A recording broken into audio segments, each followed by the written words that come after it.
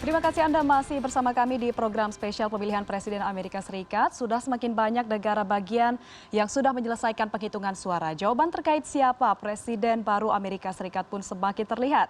Untuk itu kami akan mengajak Anda untuk melihat perkembangan terbaru langsung dari Amerika Serikat. Joining us live from Delaware, United States, CNN journalist Stacey Cohan. We are getting closer to the answer of who is going to be the next president for the next 4 years. How is it going so far, Stacey? How is the update of the vote counting?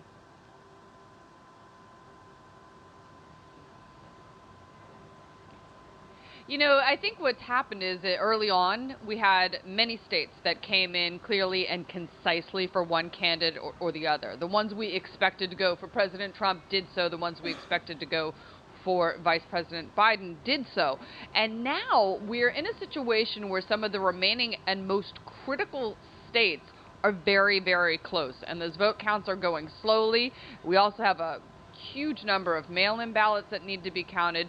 So what will be interesting to see is if we really kind of hit the brakes here and these results start to trickle in, or if we will indeed have a clear answer tonight. And at this point, it is just very difficult to say.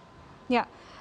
Some states had already closed the polls and some are still counting. The battleground states, Pennsylvania, for instance, is expected to deliver their results within a week. So how significant the voter turnout compared to the one in 2016?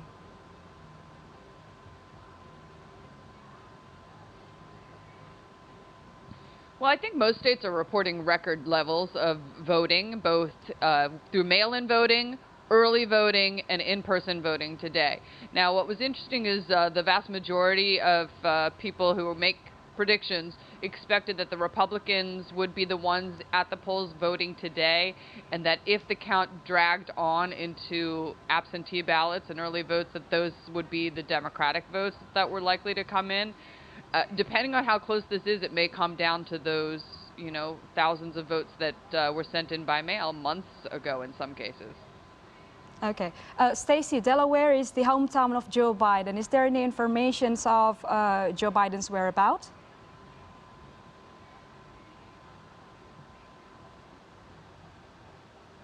He is in Delaware with his family, or that is where he has spent the evening. Now, right here, I'm at the campaign headquarters.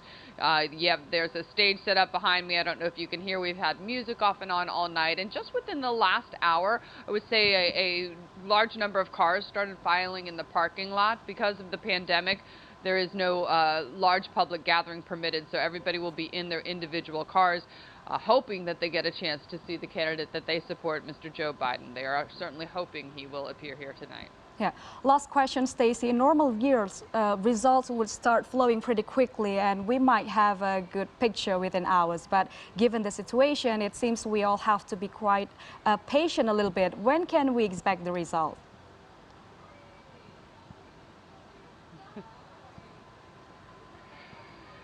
I think that's anyone's guess. There were certainly a lot of people that were hopeful we would get a result tonight. But at this point, it does not seem a landslide for either side. So that does set up a bit of a tricky question as to how much will these absentee ballots come into play. Now, it's certainly, you're talking about a handful of states. And if all of these states go for one candidate or another as a block, then I think we'll have a very clear answer tonight. But if you have, let's say, Arizona and Pennsylvania one way, Michigan and Wisconsin another way, it's going to be a very interesting decision process, that's for sure. Yes, the whole world is watching closely. So thank you so much, Stacey Cohan, CNN journalist, joining us from Delaware, United States.